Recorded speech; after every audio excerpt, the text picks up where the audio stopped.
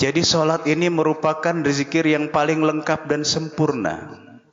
Mulai dari kita berdiri tegak mengucapkan takbiratul ihram sampai kepada salam, itu adalah kalimat-kalimat zikir. Maka kita minta, ihdinas siratal mustaqim, tunjukilah kami ya Rabb jalan yang lurus. Jalan yang lurus itu apa?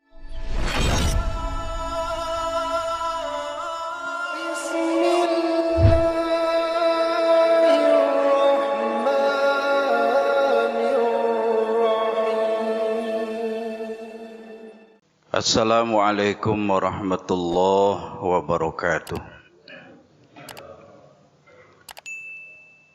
Bismillahirrahmanirrahim. Alhamdulillahilladzi arsala rasulahu uswatun hasanah liman arada sa'adata fid dunya wal akhirah. Ashhadu an la ilaha illallah wahdahu la syarika lah wa ashhadu anna Muhammadan abduhu wa rasuluh la nabiyya wa rasula ba'dah. Allahumma salli wa sallim wa barik ala nabiyyina Muhammadin wa ala alihi wa sahbihi wa barik wa sallim. قال الله تعالى في كتابه الحكيم أعوذ بالله من الشيطان الرجيم أتل ما أوحي إليك من الكتاب وأقم الصلاة إن الصلاة تنهى عن الفحشاء والمنكر ولذكر الله أكبر والله يعلم ما تصنعون. Ikhwan fiddin rahimakumullah.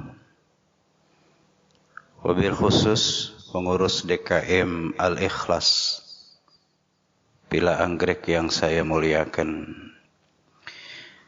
Senantiasa kita memanjatkan puji dan syukur kepada Allah dengan melafazkan kalimat tahmid. Alhamdulillahi Rabbil Alamin, pujian milik Allah yang maha sempurna. Teriring salawat dan salam untuk Nabi kita Muhammad sallallahu alaihi wasallam, hamba Allah dan utusannya yang sangat patut kita teladani. Pagi ini kita masih mengkaji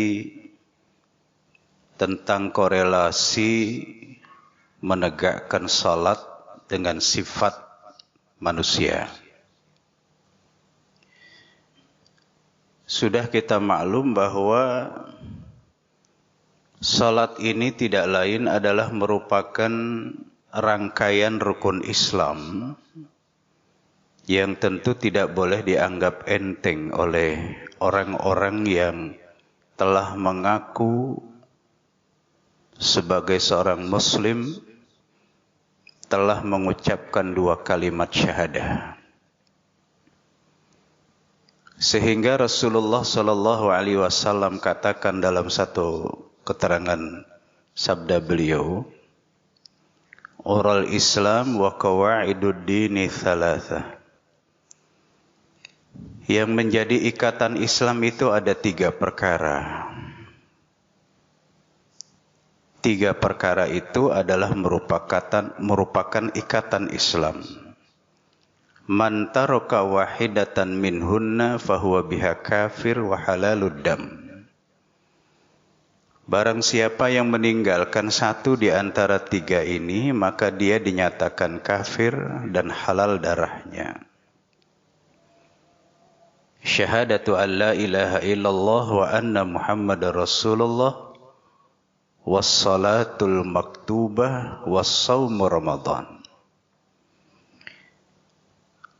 Barang siapa yang meninggalkan salah satu di antara tiga tadi, maka dia dinyatakan kafir. Dan halal darahnya. Tiga perkara itu, yang pertama adalah ucapan syahadatain. Yang kedua, wassalatul maktubah.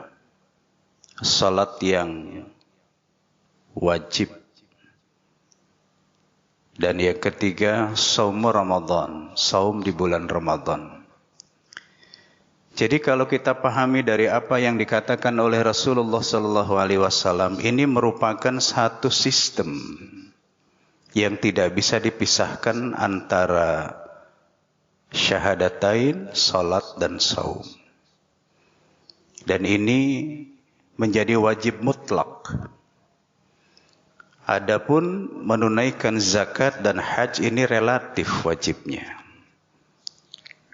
Karena itu istita'ah bagi orang yang mampu. Bagi mereka yang sudah wajib menunaikan zakat, tunaikanlah. Tapi bagi yang belum wajib zakat, maka hiduplah seperti hidup zakat.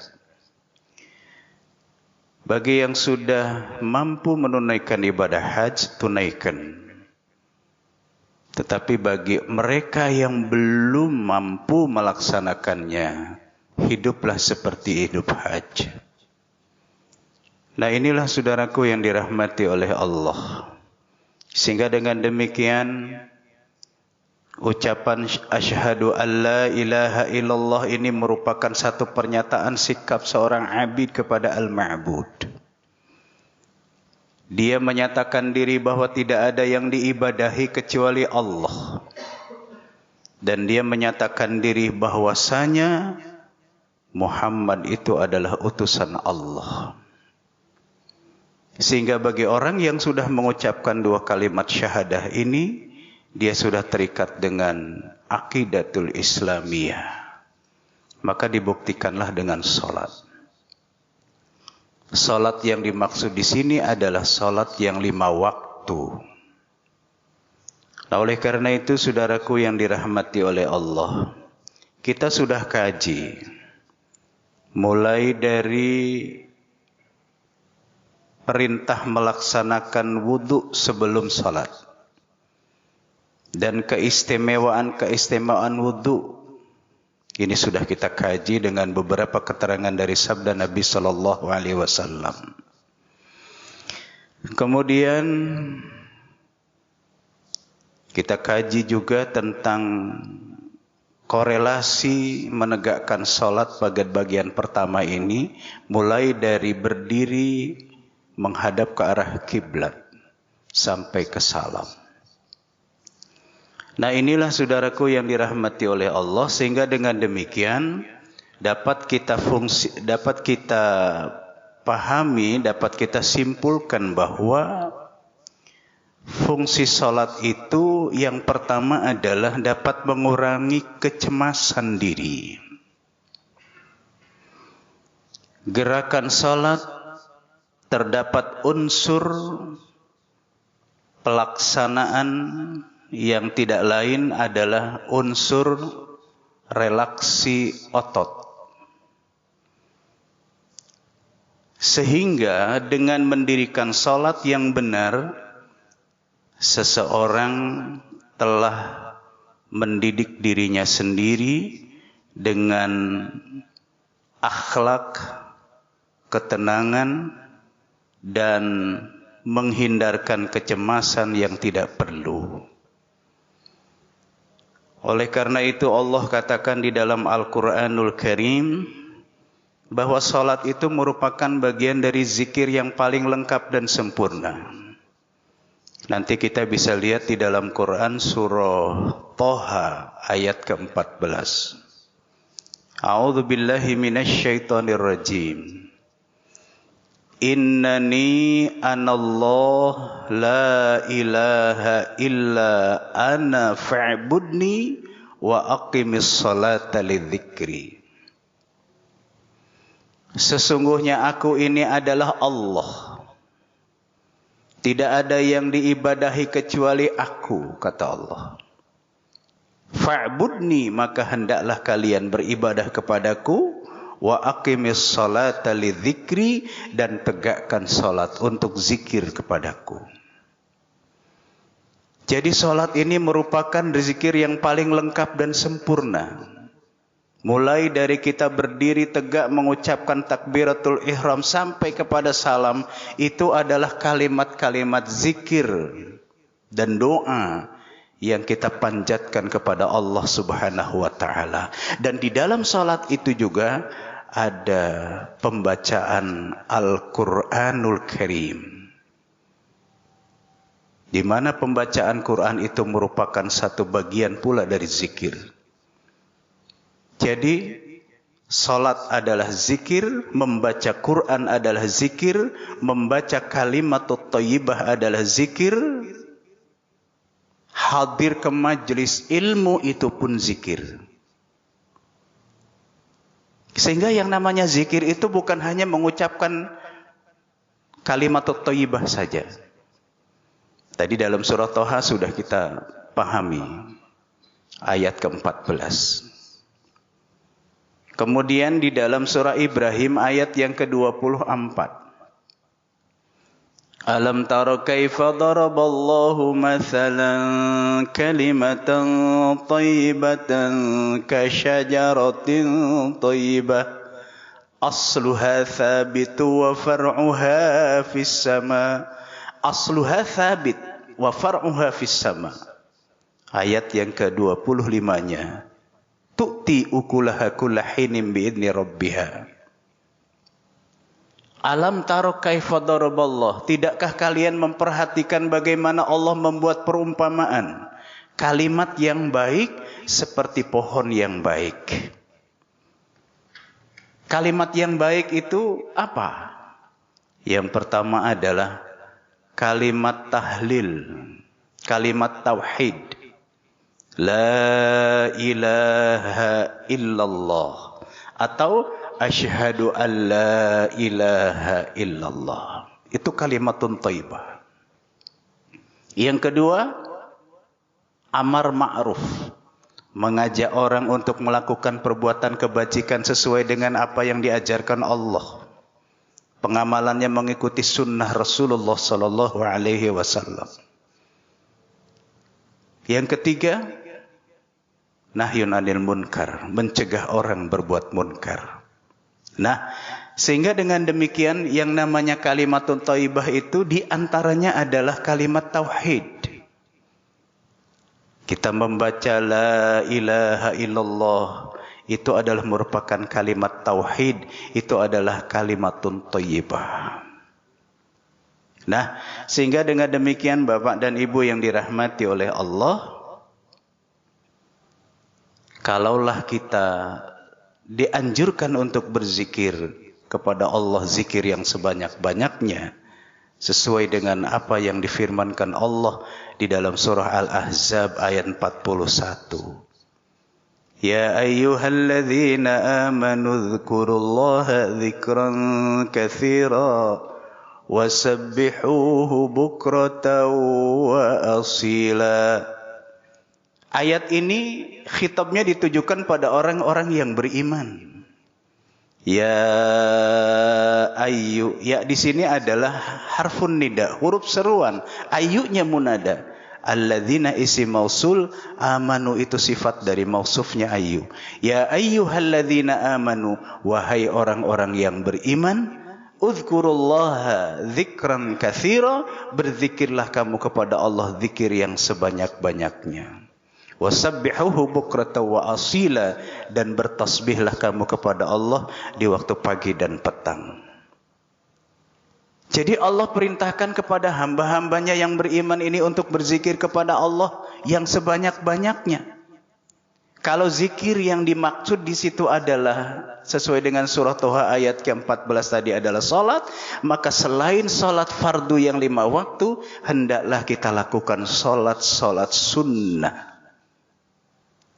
berdasarkan apa yang dianjurkan oleh Nabi Muhammad sallallahu alaihi wasallam. Kalau zikir itu tidak lain adalah membaca kalimat thayyibah, maka kita dianjurkan untuk berzikir kepada Allah sebanyak-banyaknya. Apakah membaca la ilaha illallah, apakah membaca subhanallah walhamdulillah wa la ilaha illallah Allahu akbar, dan kalimat-kalimat zikir lainnya berdasarkan apa yang diajarkan oleh Rasulullah sallallahu alaihi wasallam. Kalau zikir itu tidak lain adalah hadir ke majlis ilmu sesuai dengan surah Al-Mujadilah ayat yang ke-11. Maka kita dianjurkan perbanyak melangkah kaki menuju ke majlis ilmu.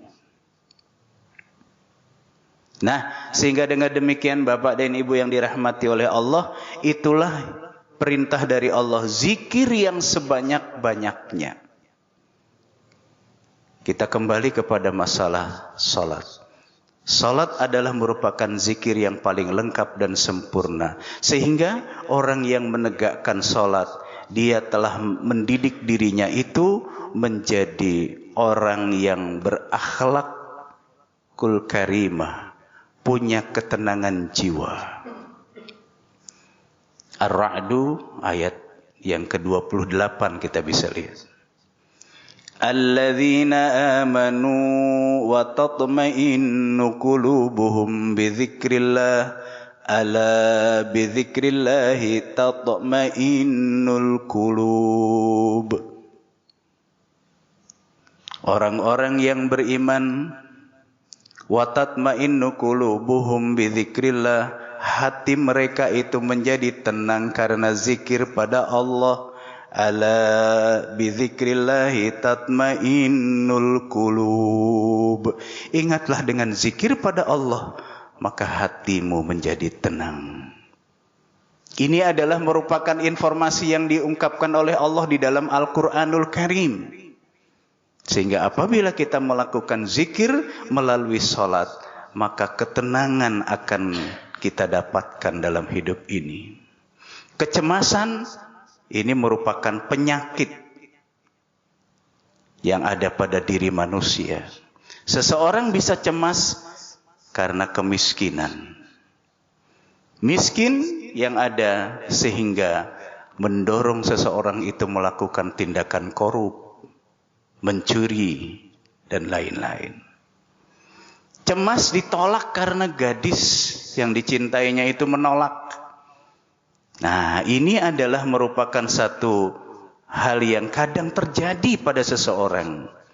Maka akhirnya orang yang ditolak oleh gadis yang dicintainya itu, dia lari kepada dukun. Cemas, tidak mampu bersaing. Akhirnya terjadilah yang namanya perbuatan kolusi, nepotisme. Nah, inilah saudara yang dirahmati Allah. Sehingga dengan demikian, salat ini apabila dikerjakan dengan baik, dengan tenang, dengan sempurna, maka akan menghadirkan ketenangan jiwa. Salat juga berfungsi sebagai meditasi dan melatih konsentrasi. Bapak dan Ibu yang dirahmati oleh Allah, meditasi itu tidak lain adalah terapi alternatif untuk menyembuhkan penyakit-penyakit jiwa. Seperti depresi, rasa takut, rasa sedih, stres, dan lain-lain. Nah, apabila seorang abid hubungannya kepada Al-Ma'bud ini senantiasa dilakukan melalui salat, melalui zikir, maka stres yang akan terjadi itu menjadi hilang. Oleh karena itulah saudaraku yang dirahmati oleh Allah, di alam meditasi, gelombang otak lebih banyak mengeluarkan gelombang-gelombang alfa yang berhubungan dengan ketenangan atau kondisi rileks seseorang. Nah, sehingga dengan demikian Bapak dan saudara-saudara yang dirahmati oleh Allah, bagaimana kita ini bisa menghilangkan dari segala penyakit-penyakit yang ada pada jiwa. Salat juga merupakan satu autosugesti. Tidak lain Yang dimaksud dengan autosugesti itu adalah suatu upaya untuk membimbing diri pribadi melalui proses pengulangan rangkaian ucapan di dalam sholat. Dari mulai takbir kita ulangi, ada takbiratul ihram, ada takbiratul intiqal. Kemudian dirangkaikan pada takbiratul ihram itu membaca doa iftitah, membaca suratul Fatihah. Di dalam rakaat yang kedua juga nanti kita akan baca suratul Fatihah dan ayat lain yang kita kuasai. Begitu seterusnya. Sehingga pengulangan-pengulangan kalimat yang kita ulang di dalam bacaan salat itu adalah merupakan satu upaya untuk membimbing diri pribadi melalui proses pengulangan rangkaian ucapan. Allahu Akbar. Ini adalah merupakan satu kalimat yang sangat simpel, tetapi mengandung makna yang cukup dalam. Dengan kita mengucapkan Allahu Akbar, kita mengakui eksistensinya Allah yang besar, eksistensi diri kita di hadapan Allah itu kecil. Allah besar kekuasaannya, Allah besar ilmunya, tidak bisa ditandingi oleh manusia manapun juga di jagat raya ini. Manusia seperti kita adalah kecil di hadapan Allah. Pinter manusia tidak bisa mengalahkan kepandaiannya Allah. Kaya manusia tidak bisa mengalahkan kekayaannya Allah. Kuasa dia punya jabatan, kekuasaan manusia tidak bisa mengalahkan kekuasaannya Allah. Inilah hakikat kita mengatakan Allahu Akbar. Sehingga kita mengakui eksistensi diri kita di hadapan Allah kecil. Dengan ucapan Allahu Akbar, kalimat yang simpel ini telah mendidik kita menjadi orang yang tahu diri, tidak sombong. Apa yang kita sombongkan pada diri kita? Kita itu berasal dari cairan, benda yang hina. Allah katakan bahwa wa khuliqal insanu dha'ifa, dan telah diciptakan manusia itu dalam keadaan lemah. Dan manusia diciptakan mimma'in dafik, dari air yang terpancar.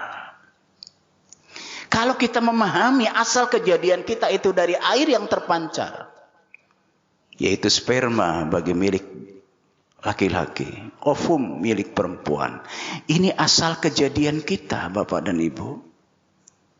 Dari benda yang hina, kemudian diproses oleh Allah sesuai dengan ilmunya Allah, dari nutfah, alaqah, mudghah, izama, lahma, tsumma khalqan akhar, kemudian jadilah bentuk yang terakhir. Sudah jadi manusia, lahir ke muka bumi, kemudian arogan. Ini adalah merupakan hal yang sangat tidak sesuai dengan keberadaan kita, asal kejadian kita. Allah katakan, wallahu akhrajatum min butuni ummahatikum la ta'lamuna syai'a, dan Allah telah mengeluarkan kamu dari perut-perut ibumu dalam keadaan kamu lahir tidak memiliki ilmu. Nah, inilah Bapak dan Ibu yang dirahmati oleh Allah. Sehingga dengan demikian, dengan kita memahami kalimat takbir, kalimat yang sangat simpel itu mendidik kita menjadi orang yang tahu diri, tidak mendabik-dabik dada, tidak menjadi orang yang arogan. Karena apa? Tidak ada yang perlu kita sombongkan pada diri kita. Nah, ucapan takbir itu nanti kita ulangi dengan takbiratul intiqal. Kemudian kita baca doa iftitah. Lalu kita baca suratul Fatihah. Dari ta'awuz kita baca. Kemudian sambung dengan basmalah. Awal dari suratul Fatihah itu adalah basmalah. Bismillahirrahmanirrahim. Dengan menyebut asma Allah yang maha pengasih, maha penyayang. Alhamdulillahi Rabbil Alamin. Kita renungkan kalimat ini, Allah yang memiliki sifat kasih sayang. Kasih sayang Allah itu tidak punya batasan. Ada Rahman, ada Rahim. Kasih sayang Allah yang disebut Rahman itu adalah kasih sayang yang bersifat syumuli. Semua makhluk yang ada di permukaan bumi ini Allah berikan kasih sayangnya. Ar-Rahim, kasih sayang yang bersifat khususi, hanya diberikan pada orang-orang yang beriman saja. Nah, sehingga dengan demikian Bapak Ibu yang dirahmati oleh Allah, orang-orang yang beriman, Allah janjikan di dalam Al-Quran, man amila salihan min dzakarin aw untha wa huwa mu'min falanuhyiyannahu hayatan thayyibah wa lanajziyannahum ajrahum bi ahsani ma kanu ya'malun. An-Nahl 97. Barang siapa yang beramal soleh, laki-laki ataupun perempuan, amal soleh yang dilakukannya itu adalah didasari dengan iman, Allah janji dua, falanuhyiyannahu hayatan thayyibah, maka pasti akan kami berikan kehidupan yang baik. Artinya, orang yang beriman dan beramal soleh di dunia, Allah tidak akan biarkan dia mati sia-sia. Allah berikan jaminan hidup di dunia. Jaminan Allah yang kedua, walanajziyannahum ajrahum bi ahsani ma kanu ya'malun, dan Allah berikan ganjaran yang lebih baik dari apa yang telah mereka lakukan.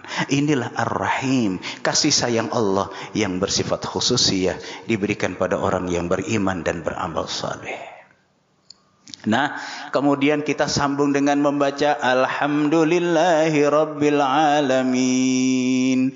Segala puji bagi Allah, Rabb sekalian alam. Di sini Allah mengakui jati dirinya kepada makhluknya. Allah itu adalah Rabb. Segala puji bagi Allah, pencipta alam semesta. Jadi di sini jelas bahwa pujian itu hanya milik Allah. Manusia kalau toh dipuji, haruslah segera kembalikan pujian itu kepada Allah Subhanahu wa taala. Jangan besar kepala. Karena yang patut dipuji hanyalah Allah Subhanahu wa taala. Di situ Allah mengakui Allah sebagai Rabb. Apa itu Rabb? Bisa lihat nanti dalam surah Al-Baqarah ayat yang ke-21. Ya ayyuhan nasu u'budu rabbakumul ladzi khalaqakum walladzina min qablikum la'allakum tattaqun. Wahai manusia, ini nidanya ammah, seruannya umum, ditujukan kepada manusia yang ada di permukaan bumi. Allah perintahkan, ya ayyuhan nasu ubudu rabbakum, wahai manusia, beribadahlah kamu kepada Rabbmu. Siapa Rabbmu itu?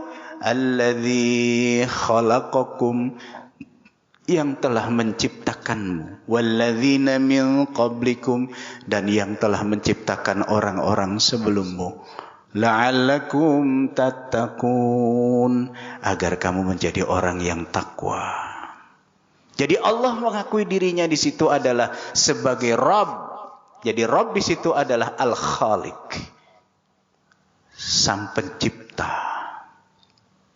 Jadi Allah perintahkan kita hendaklah beribadah kepada yang menciptakan diri kita, yaitu Allah Subhanahu wa taala. Nah, jadi Bapak dan Ibu yang dirahmati oleh Allah, kita pahami bagian yang singkat di dalam suratul Fatihah pada kalimat ini adalah pujian hanya milik Allah saja.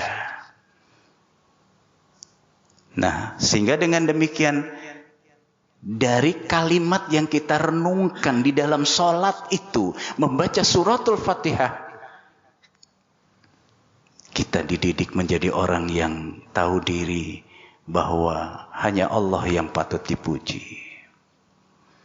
Belum lagi kalimat Ar-Rahmanir Rahim, Maliki Yaumiddin, dan seterusnya dan seterusnya. Dan ini adalah merupakan statement dari kita mengatakan bahwa iyyaka na'budu wa iyyaka nasta'in pada ayat berikutnya. Hanya kepadamu ya Rabb kami beribadah. Hanya kepadamu ya Rabb kami mohon pertolongan. Manusia banyak sekali problem yang dialami, problem-problem pribadi, baik problem dalam rumah tangga, problem dalam tempat dia bekerja, problem di masyarakat. Numpuk problem-problem itu pada diri kita. Lalu kita curhat kepada Allah, minta agar bisa menyelesaikan problematika itu dengan baik atas bimbingan Allah. Maka kita minta, ihdinas siratal mustaqim, tunjukilah kami ya Rabb jalan yang lurus. Jalan yang lurus itu apa? Siratal ladzina an'amta 'alaihim ghairil maghdubi 'alaihim waladdallin. Jalan yang telah Engkau beri nikmat atas mereka. Bukan jalan yang Kau murkai dan bukan pula jalan yang sesat. Ini ulang kali kita baca suratul Fatihah. Sehari semalam, kalau sholatnya itu 5 kali, berarti 17 kali kita minta kepada Allah. Kita baca kalimat Fatihah, suratul Fatihah ini. Belum lagi bacaan-bacaan yang lain. Nah, ini adalah merupakan satu pengulangan dari ucapan yang kita baca di dalam sholat. Merupakan satu upaya bagaimana kita ini dapat mampu untuk dapat mengendalikan diri sehingga kita senantiasa berupaya untuk melakukan perbuatan kebajikan. Nah, oleh karena itu Rasulullah Muhammad sallallahu alaihi wasallam bersabda, "Awwalu ma yuhasabu bihi 'abdul yaumil qiyamah as-shalah." Yang pertama kali diperiksa seorang hamba di hari kiamat tidak lain adalah salat. Fa in saluhat saluhat sairu amali wa in fasadat fasadat sairu amali. Jika salatnya itu baik, maka akan baik pula seluruh amalnya. Jika salatnya rusak, maka akan rusak seluruh amalnya. Nah, inilah saudaraku yang dirahmati oleh Allah sebagai penegasan dari Nabi kita Muhammad sallallahu alaihi wasallam, karena salat itu adalah merupakan satu pembinaan agar salat yang kita kerjakan ini mampu membina sikap kita. Bagaimana kita bersikap kepada Allah, bagaimana kita bersikap kepada sesama makhluk Allah. Nah, sehingga dengan demikian Ibnu Mas'ud pernah ditanya mengenai seseorang yang biasa memperlama sholatnya. Lalu Ibnu Mas'ud itu mengutip perkataan dari Nabi kita Muhammad sallallahu alaihi wasallam, "Innas salata la tanfa'u illa man ata'aha." Salat tidaklah bermanfaat kecuali jika salat tersebut membuat seseorang itu menjadi bertambah taat. Hadis riwayat Ahmad dalam Az-Zuhud. Ini dengan sanad yang sahih. Al-Hasan juga berkata dengan mengutip perkataan Nabi Muhammad sallallahu alaihi wasallam, "Man shalla salatan lam tantahu 'anil fahsya'i wal munkar lam tazdad biha minallahi illa bu'da." Rawahu Tabrani. Barang siapa melaksanakan salat lantas salat tersebut tidak mencegah perbuatan keji dan munkar pada dirinya, maka ia hanya semakin jauh dari Allah Subhanahu wa taala. Begitu juga Al-Hasan menjelaskan dari Hasan Abdul Aliyah berkata, bagaimana salat yang dapat mencegah perbuatan yang keji dan munkar itu? Beliau jelaskan bahwa salat yang dapat mencegah perbuatan yang keji dan munkar, salat yang sempurna, yaitu 3 hal. Yang pertama, al-ikhlas. Yang kedua, khasyatullah. Dan yang ketiga, zikrullah. Ini salat yang sempurna, yang nanti efektivitasnya akan dapat mencegah perbuatan keji dan munkar dari seseorang. Apa itu al-ikhlas? Ikhlas itu kalimat dasarnya dari khalasa, artinya bersih tanpa pamrih. Seorang hamba melakukan salat, ini ikhlas dilakukannya karena dia sebagai hamba Allah dan salat sebagai perintah dari Allah. Allah perintahkan fa'budni, maka beribadah kamu kepadaku, kata Allah. Dia laksanakan salat itu dengan penuh keikhlasan, tidak dipaksa oleh orang lain. Yang kedua, khasyatullah, takut kepada Allah. Dia takut kepada Allah kalau sholat yang diperintahkan oleh Allah tidak dia laksanakan, maka nanti diancam oleh Allah. Nanti bisa lihat di dalam Al-Quran surah nomor yang ke-74 ada dialog interaktif antara penghuni surga dengan penghuni neraka. Ini kiamatnya belum terjadi. Yaumul hisab belum ada. Tapi Allah sudah informasikan kepada hambanya. Nanti akan terjadi dialog interaktif antara penghuni surga dengan penghuni neraka. Dan ini teknologinya Allah sudah ditiru oleh teknologinya manusia. Apa misalnya? Reporter Indonesia dengan reporter yang ada di luar negeri. Mereka bisa ngobrol, bisa mengetahui situasi dan kondisi yang di-shoot di televisi atau di kamera itu. Yang di luar negeri bisa melihat reporter yang ada di dalam negeri, di Indonesia. Orang yang ada di Indonesia, reporter itu pun bisa melihat orang yang ada di luar negeri. Ini teknologinya Allah ditiru oleh manusia. Apa itu dalam Quran? Nanti lihat di dalam ayat yang mulai dari ayat yang ke-18, 19, 20 dan seterusnya. Orang-orang yang ada di dalam jannah itu melihat orang yang ada di dalam an-nar bertanya, "Ma salakakum fi saqar?" Kenapa kalian ada di Sakor? Apa mereka jawab? Qalu lam naku minal musallin. Mereka menjawab, dulu kami di dunia tidak melakukan salat. Ngaku muslim tapi tidak salat. Maka di akhirat dia masuk ke dalam neraka Sakor. Nah, sehingga apabila dia melakukan salat karena takut akan ancaman Allah itu, maka inilah yang disebut dengan khasyatillah, takut kepada Allah. Jangan sampai nanti mendapatkan ancaman yang berat di akhirat. Karena sudah masuk ke akhirat, tidak akan bisa lagi kembali ke dunia. Jangankan tidak sholat, sholatnya lalai saja, Allah ancam dengan fawailul lil musallin alladzina hum an salatihim sahun alladzina hum yura'un wa yamna'unal ma'un. Celaka bagi orang yang menegakkan sholat. Kenapa? Yang sholatnya dilakukan dengan lalai. Selain lalai, sholat yang dilakukannya itu karena riya, ingin dipuji orang. Jadi sudah sahun, alladzina hum an salatihim sahun walladzina hum yura'un wa yamna'unal ma'un. Penyebab lalai, penyebab dia wail kata Allah, karena dia enggan memberikan pertolongan yang berguna pada orang lain. Jadi artinya hidup di dunia itu tidak pernah tumbuh dan berkembang jiwa sosialnya. Salat dikerjakan, bakhil jalan terus. Salat dilakukan, perbuatan zina jalan terus. Salat dilakukan, korup tetap jalan terus. Ini namanya STMJ. Salat terus, maksiat jalan. Nah, sehingga dengan demikian salat yang sempurna, yang nanti efektivitasnya dapat mencegah perbuatan keji dan munkar. Kata Abul Aliyah di dalam tafsir dijelaskan bahwa 3 hal ini harus ada. Ikhlas, khasyatullah, dan zikrullah. Zikrullah itu artinya ingat kepada Allah.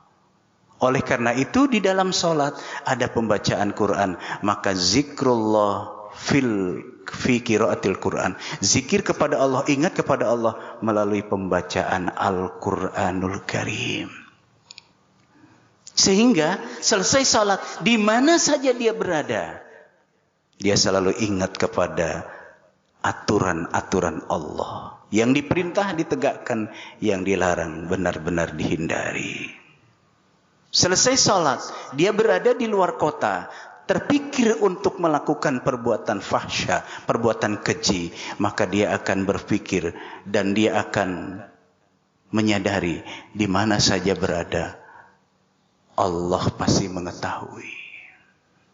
Itulah yang namanya zikrullah, zikir kepada Allah. Ingat kepada Allah, di mana saja dia berada, dia yakin bahwa Allah selalu mengawasi. Apa yang kita lakukan pasti akan dicatat oleh malaikat petugas Allah.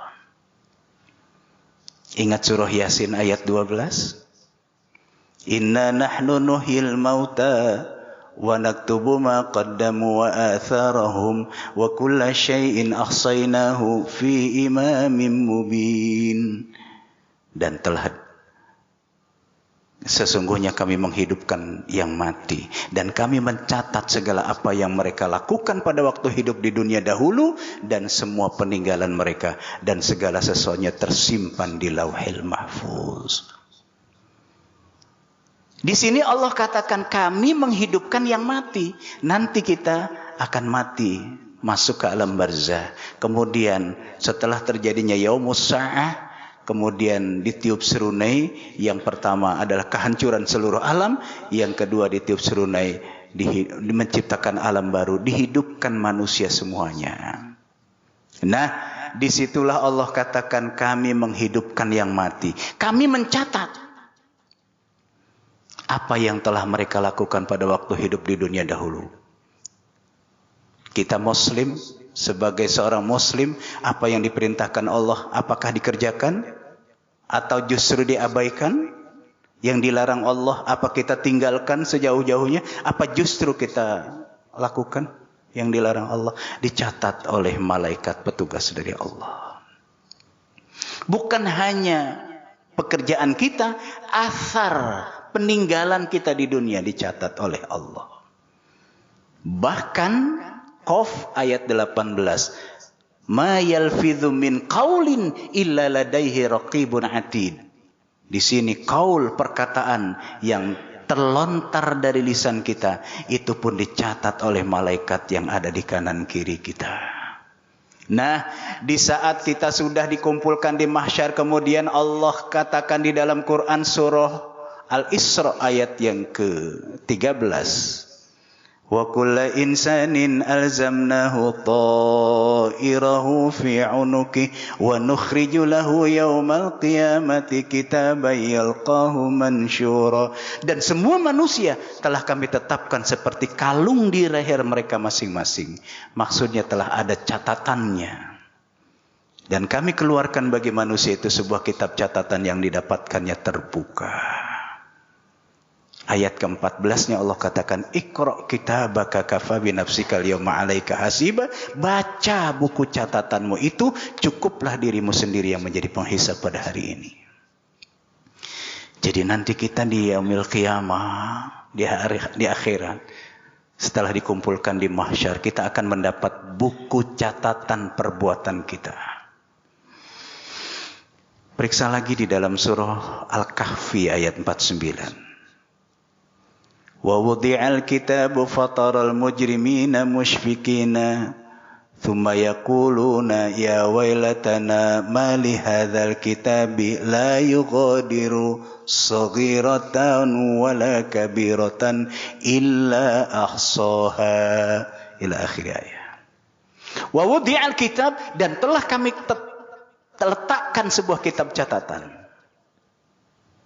Fataral mujrimina musyfikin, lalu melihatlah orang-orang yang berdosa dalam catatan itu. Wa yaqulun, lalu mereka berkata, ya wailatana ma li hadzal kitab. Aduhai celaka benar kami. Catatan apa ini semua?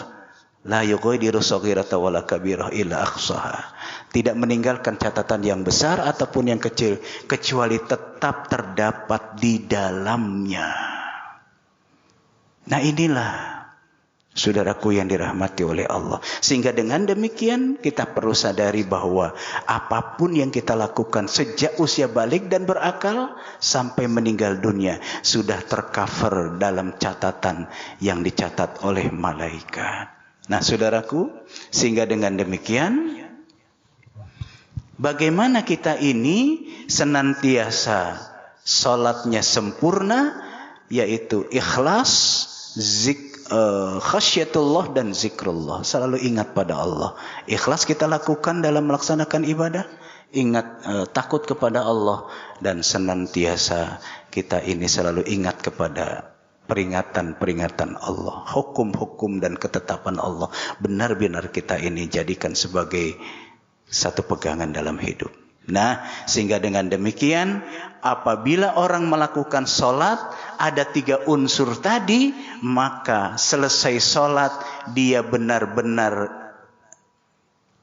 terikat dengan apa yang telah diatur oleh Allah. Yang dikerjakan selalu diawasi oleh Allah melalui malaikat. Jadi Allah ada punya CCTV yang merekam terus. Yang merekam adalah malaikat, tugas dari Allah. Nah, kemudian saudaraku yang dirahmati oleh Allah, dari Abu Hurairah ia berkata bahwa ada seorang datang kepada Nabi Muhammad sallallahu alaihi wasallam, ia berkata, "Ja'a rajulun ila Nabi sallallahu alaihi wasallam faqala, inna fulanan yusalli bil-lail fa idza asbaha saraq." Seseorang telah datang kepada Nabi Muhammad sallallahu alaihi wasallam, lalu orang itu berkata, "Inna fulanan, sesungguhnya fulan, yusalli bil-lail, dia rajin salat di malam hari, fa idza asbaha saraq, tetapi apabila datang waktu pagi dia mencuri." Faqala Rasulullah sallallahu alaihi wasallam, "Innahu sayanhahu ma yaqul." Kata Rasulullah, sesungguhnya salat itu bisa mencegah apa yang dia ucapkan atau yang dia katakan. Artinya, kalau dia sadar dengan salat yang dikerjakannya, kemudian dia ingat kepada apa yang diancam oleh Allah, maka pasti dia tidak akan melakukan perbuatan mencuri. Nah, sehingga dengan demikian Bapak dan Ibu yang dirahmati oleh Allah, salat bisa mencegah dari perbuatan kemunkaran jika salat tersebut dilakukan secara sempurna. Jika di hati cenderung untuk melakukan perbuatan maksiat, maka dia akan ingat keinginan yang buruk tadi akan terhindar, akan dibatasi, akan ditinggalkan karena Allah selalu mengawasinya. Nah, jadi saudaraku yang dirahmati oleh Allah, salat itu mengandung 2 hikmah. Yang pertama, dapat mencegah diri dari perbuatan keji dan munkar. Maksudnya dapat menjadi pengekang diri dari kebiasaan melakukan kedua perbuatan tersebut. Sehingga dengan demikian, maka hikmah inilah yang kita dapatkan dari salat. Selain dari hikmah untuk mengekang diri dari perbuatan keji dan munkar tadi, yang kedua, salat itu adalah sebagai pembersih lahiriah dan batiniah kita. Nah, inilah yang bisa kita kaji pagi ini. Semoga bisa dipahami dan kita bisa amalkan dalam kehidupan sehari-hari. In uridu ilal islah mastata'tu wa ma taufiqi illa billah alaihi tawakkaltu wa ilaihi unib. Assalamualaikum warahmatullahi wabarakatuh. Waalaikumsalam warahmatullahi wabarakatuh. Terima kasih Pak Ustadz atas paparan kajian bagaimana korelasi menegakkan sholat dengan sifat manusia. Ya, berarti sholat tadi sudah kita lihat ada 3 unsur yang harus dilaksanakan, yaitu kita harus ikhlas, kemudian khasyatullah bahwa Allah takut kepada Allah, ya, kemudian zikrullah, ya, itu unsur yang menjadi kita sholat kita menjadi benar, dan juga sholat mencegah perbuatan keji dan mungkar, dan mudah-mudahan dengan sholat kita menjadi manusia yang lebih baik. Ada yang pertanyaan, silakan Bapak-bapak.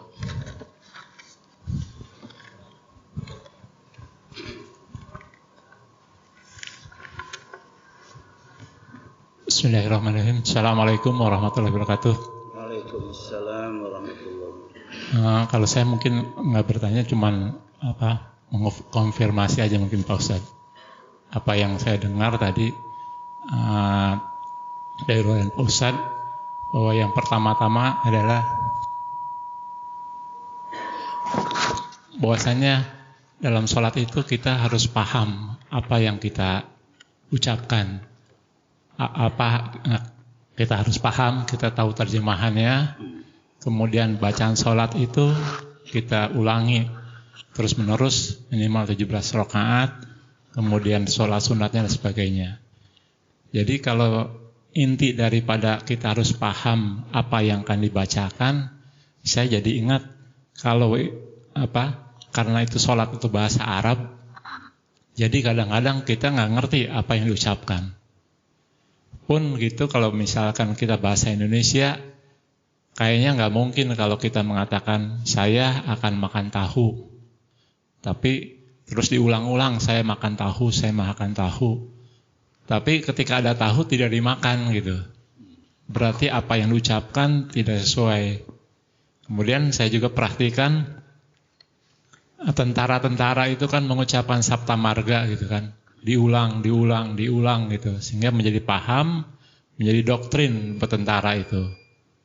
Nah mungkin barangkali kita semua ini barangkali ketika dia sholat dan tetap menjalankan karena tidak paham apa yang diucapkan, sehingga kita mengucapkan Bismillahirrahmanirrahim dengan nama Allah, yang dilaksanakan tidak dengan nama Allah. Ketika kita melaksanakan sesuatu masih tetap menunggu pujian, padahal pujian itu adalah milik Allah.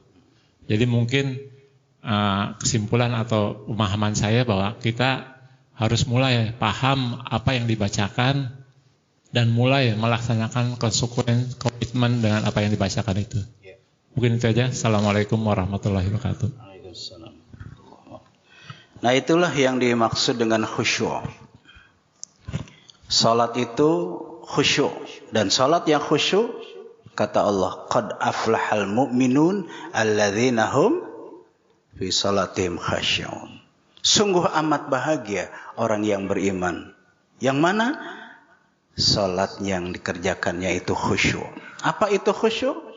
Lihat surah Al-Baqarah ayat 45-46. Wasta'inu bis-sabri was-salah wa innaha lakabiratun illa 'alal khashi'in. Jadikanlah sabar dan salat itu menjadi penolongmu. Sesungguhnya sabar dan salat itu amat berat kecuali bagi orang yang khusyuk. Apa khusyuk? Alladzina yazunnuna annahum mulaqu rabbihim wa annahum ilaihi raji'un. Di sini ada dua. Orang yang khusyuk adalah alladzina yazunnuna annahum mulaqu rabbihim. Orang-orang yang yakin berjumpa kepada Allah.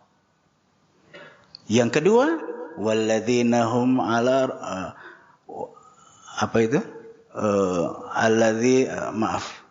wasta'inu bis-sabri was-salah wa innaha lakabiratun illa 'alal khashin alladzina yazunnuna annahum mulaqu rabbihim wa annahum ilaihi raji'un. Yang kedua, dan sesungguhnya mereka yakin akan kembali kepada Allah. Ini khusyuk. Sehingga dengan demikian, kalau dia yakin dalam salat itu sedang berjumpa kepada Allah, sedang dialog kepada Allah. Nah, oleh karena itu tadi benar apa yang Bapak katakan tadi, salat itu hendaklah kita pahami bacaannya. Apa yang kita baca. Kalau toh tidak bisa seluruhnya, paling tidak apa yang kita baca ada yang kita paham, sehingga nanti akan menimbulkan kekhusyuan. Karena apa? Salat itu adalah perjumpaan seorang abid kepada Al-Ma'bud. Dia sedang dialog kepada Allah. Yang kedua, khusyuk itu adalah dia yakin akan kembali kepada Allah. Wa annahum ilaihi raji'un. Dia akan kembali kepada Allah dan kemudian akan mempertanggungjawabkan apa yang telah dilakukannya di dunia ini sejak usia balik dan berakal sampai meninggal dunia. Begitu Pak, benar. Terima kasih. Baik, terima kasih. Ada lagi mungkin, silakan. Ada yang bertanya?